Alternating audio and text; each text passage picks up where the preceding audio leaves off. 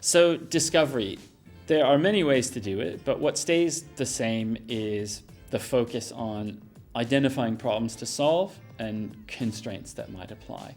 And that is the case whether you're looking at a potential service or thinking about an organization. And in fact, at Zaizi, there was a decision to run a discovery on the organization itself to identify gaps as the company grows. And here are some thoughts on how you can do something similar. A discovery phase is the start of a product lifecycle according to the GDS service standard. It's typically 4 to 8 weeks long.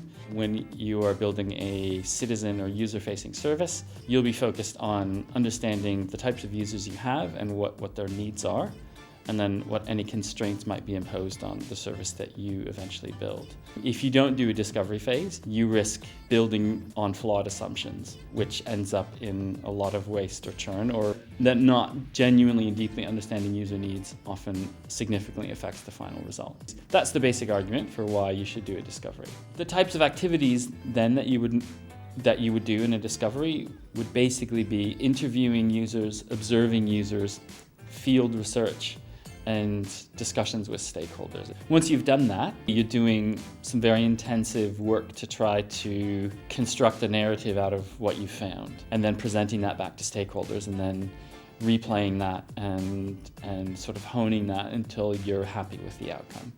And the end result is a presentation which summarizes the research that you've done. And ultimately, based on those recommendations, you would decide whether or not to proceed to the next stage.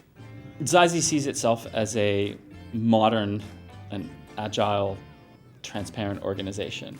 And running this exercise enabled Zaizi to validate that.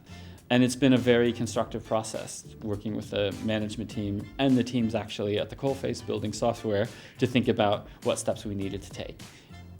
We have learned that understanding who the users are, what their needs are, and thinking about constraints at the very beginning results in a more successful outcome and is fundamental to the success of whatever it is we're trying to build.